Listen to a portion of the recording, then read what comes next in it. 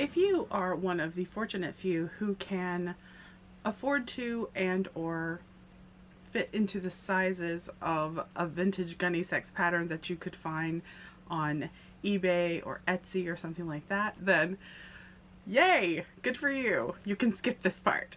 But if you're not, and you would like to make a Gunne Sax style dress, but you don't really know where to start, then this video is for you. What is Gunne Sax? Gunne Sax's aesthetic has been described as feminine, nostalgic, Victorian, old world, and romantic. In 1969, San Francisco boutique Gunne Sax needed a house designer.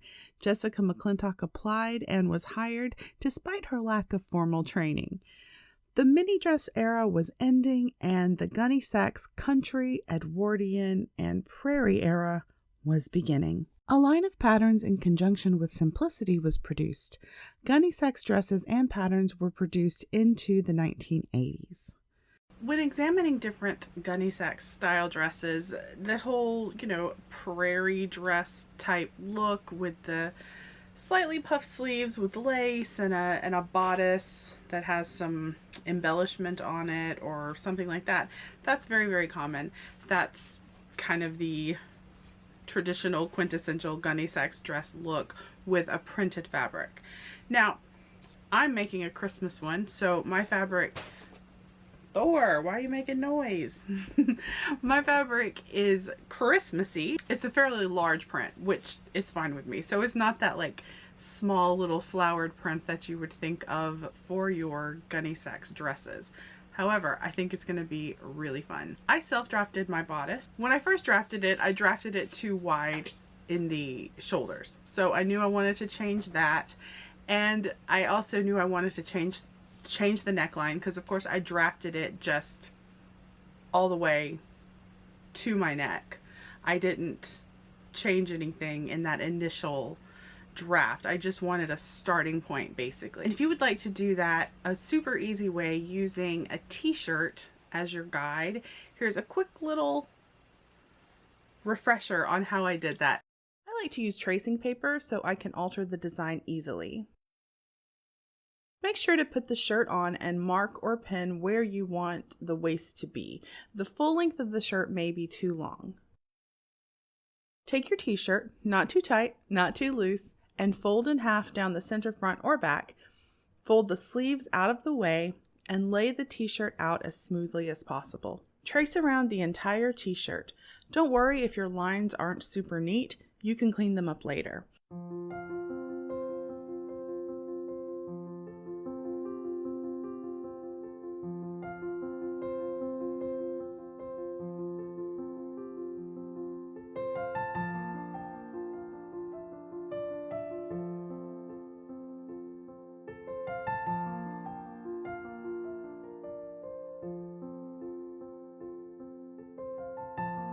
I used my French curve and ruler to neaten up my traced line.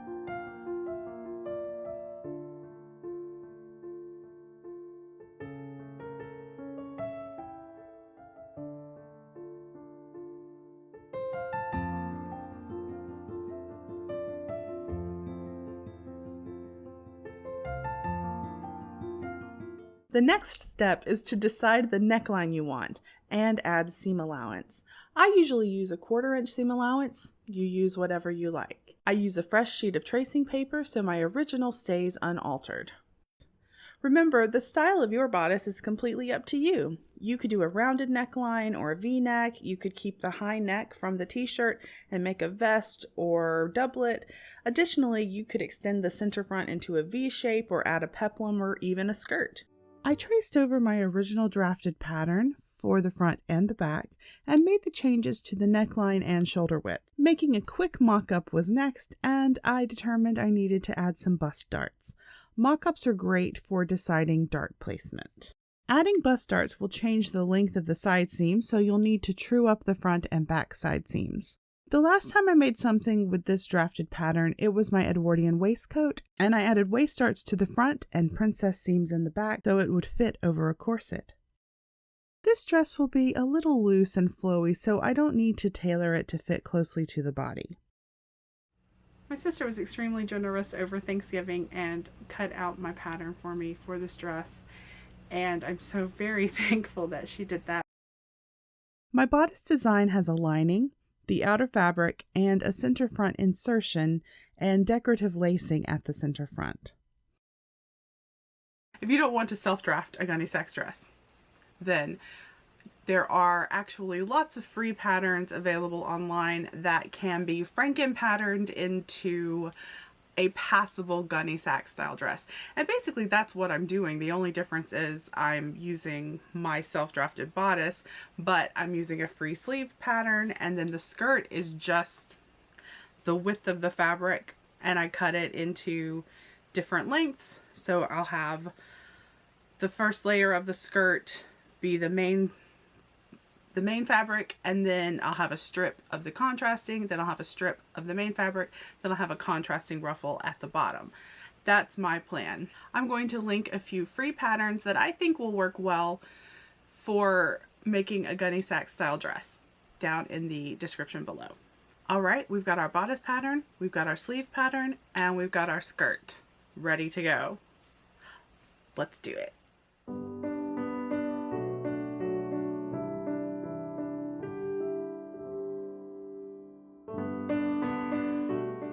I pinned the darts in the lining and corduroy fashion fabric, and I basted them before sewing.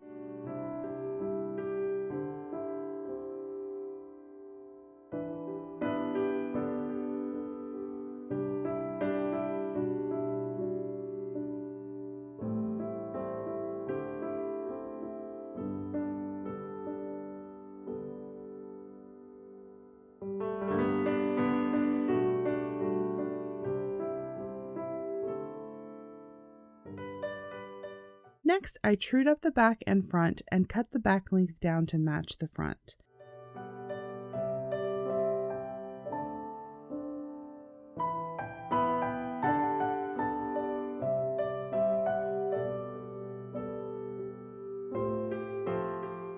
To the machine to sew the darts and side seams in the lining and fashion fabric.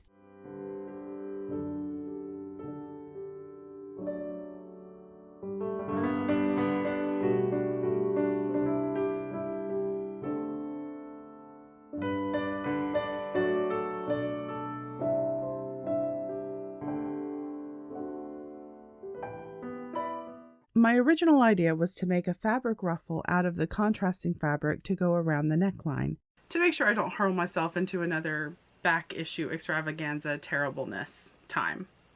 We don't want that. So I'm trying to limit my time that I'm spending at the sewing machine. So I thought, okay, if I'm doing this ruffle, I'm going to need to hem it, and then I'm also going to need to gather it. So I'm going to look through my stash and see if I can find any lace that I can use instead of a fabric ruffle. And I think that will look fine. A lot of the Gunne Sax dresses have lace on them, and I think I have some cream colored lace, some already gathered cream colored lace. I think, unless I used it all for something else. And if I did, I might be gathering some other kind of lace, but I guess if I don't have to hem it, that might not be so bad. Anyway, I'm going to see what I have and I'll be back. Okay, I have gone through as much as my stash as I can get to at this moment. And I really need to organize. I recently watched a video by Stringcronicity, and you should check it out. It's all about getting yourself organized when you have multiple hobbies. There's all kinds of stuff in this box. Thread, black lace, oh,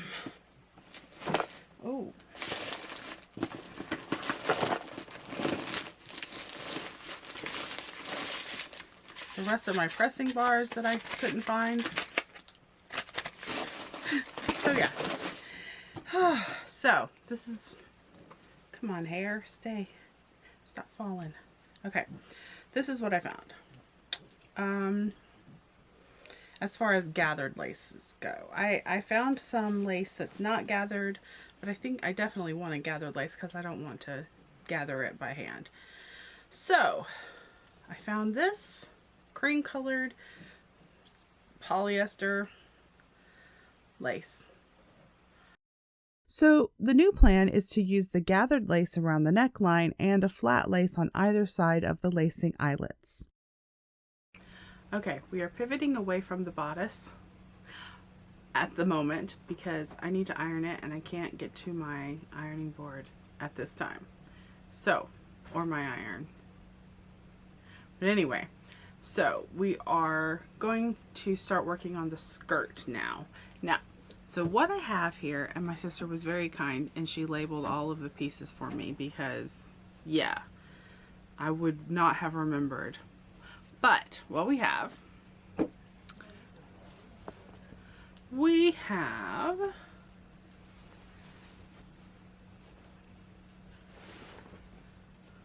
the top of the skirt. I'm just using the full width because honestly, my skirt's not going to be that full because this fabric isn't that wide, so it is what it is. A front and a back of the top.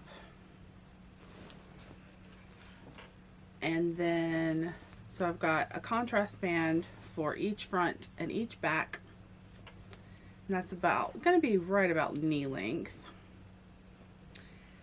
And then I have the bottom back to the original fabric, and then the ruffles. I think I will do the ruffle all in one, so I'll piece all the ruffle pieces together and then I'll gather it at the top. And I'll probably go ahead and hem the ruffle too before I put it on, just so there's less fabric.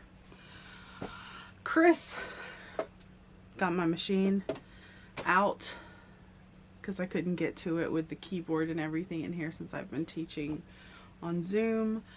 And so I have it on top of my antique singer, and that's just gonna be the way it is. I can't sew for very long because that sitting forward is what hurts the most, and then also moving my foot up and down still hurts a little bit as well. So I'm trying not to hurt myself. So I'm just sewing for a little bit at a time. But I am going to get to work on putting the skirt pieces together. So off we go. I'm doing a maxi length dress, so I measured from waist to a few inches above my knee for the first panel, from there to the top of my calf for the contrast, from the top of my calf to almost the bottom of my calf for the next strip, and then from there to the top of my foot for the ruffle.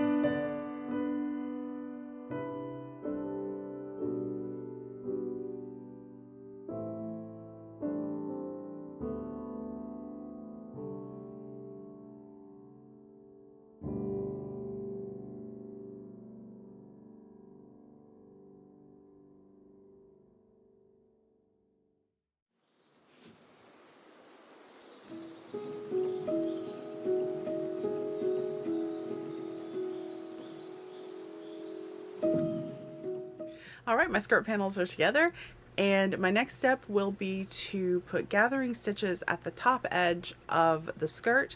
I also put the ruffle pieces together, and I will gather the top of the ruffle as well. I'm going to go ahead and hem the bottom of the ruffle before I gather it. I'll go ahead and put the gathering stitches in, but I'll hem it before I gather it just to make it easier and less floofy as I'm sewing it. So that's next. Okay, I lied. First I'm going to put the skirt panels together. Now, I didn't have enough fabric to do 3 panels to have a super full skirt. I think 2 panels are perfectly fine. I don't have 3 panels, I only have 2 panels. So therefore I'm going to need to cut a slit in the back of my back panel in the center so I can put the zipper in. I hate zippers. I'm very bad at zippers. But my mom is coming to pick me up and take me to her house for a little bit, for a couple of days this weekend. So I'll probably wait, of course, and do the zipper there because she's better at zippers and she can probably give me some help.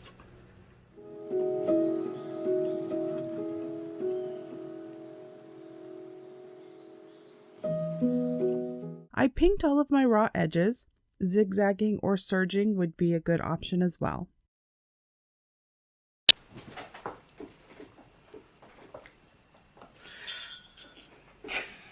You're jingly. Hello! I'm at my mama's house and she's going to help me finish my Gunne Saxmas dress. So when last we left off, I had sewn the skirt panels together, I had done some work on the bodice, and I was going to do the ruffle. And so that's what we're going to do now. We're going to do the ruffle, we're going to hem it, we're going to gather it, attach it to the bottom of the skirt, and then we'll start assembling the rest of the dress. You ready? I'm ready. All right, off we go.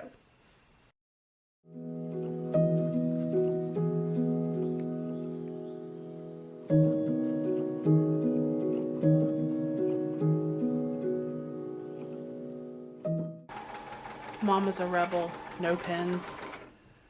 I am so incredibly grateful and thankful for my mother who did so much to make this project come together, and without her I never would have gotten it done in time for Christmas, so I'm so thankful.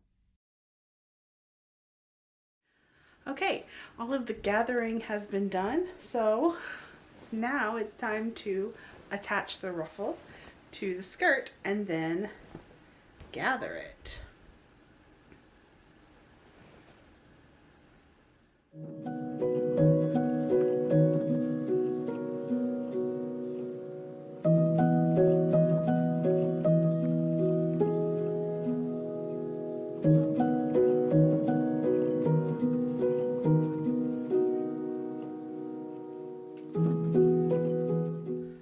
So we're talking about the bodice and the embellishments, and of course we need to put the embellishments on before we sew it to the lining. And I think what I want to do is use this lace on the edge here on the side. So we're going to do some faux, well not faux, I mean they'll be actual eyelets, but I'm going to have it lace up, but it's not really going to lace. It's not going to be functional, I guess. So they're kind of faux. Now I have to decide if I want this fabric in the center, like between the left and the right, or if I just want to have the corduroy. I think you want this. I think that pulls it to the skirt and makes it look like it's one thing. Almost like this is a vest over a dress. Ooh, smart lady. Yeah, okay, I agree. I hand sewed the lace to the bodice and basted the center contrast.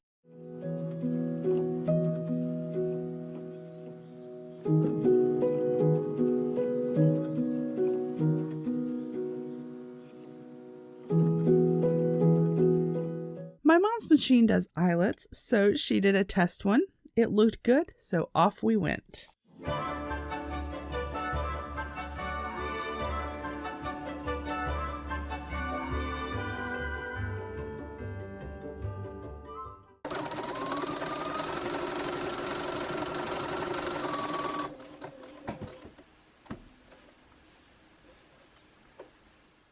I then opened the eyelets up with an awl.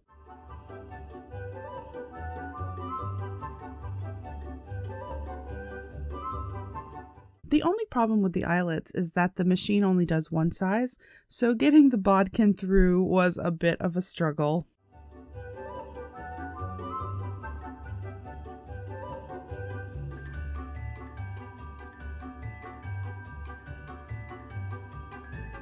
Our next step was attaching the bodice to the lining at the neckline. After sewing, the curves were clipped and then the neckline was understitched to keep the lining from rolling outward.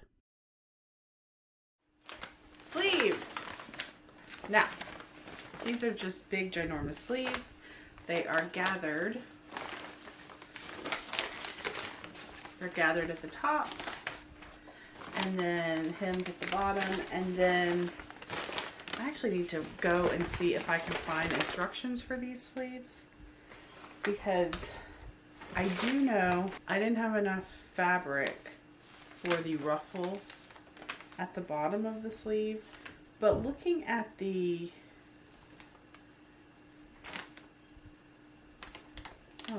is this it?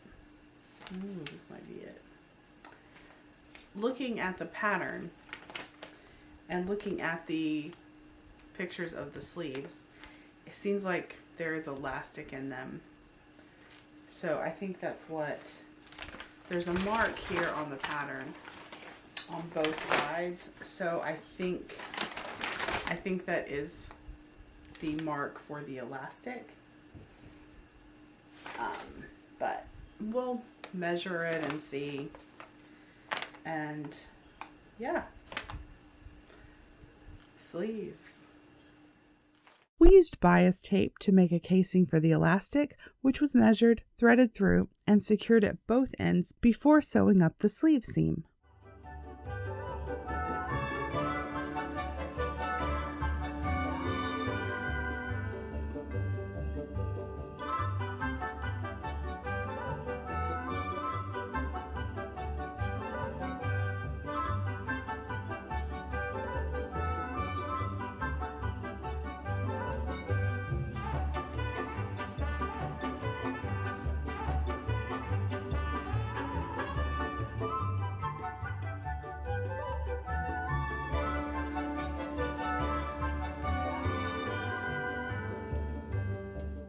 The tops of the sleeves had gathering stitches sewn in, and then the sleeves were inserted into the arm size.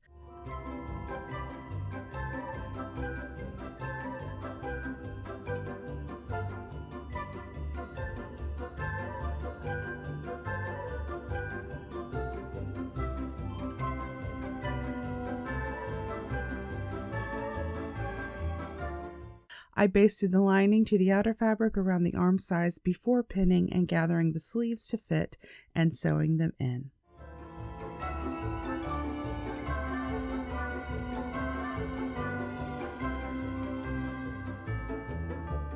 Next, the skirt is pinned and gathered to the bodice. The lining will be folded over the raw edges and whip stitched down along the waist.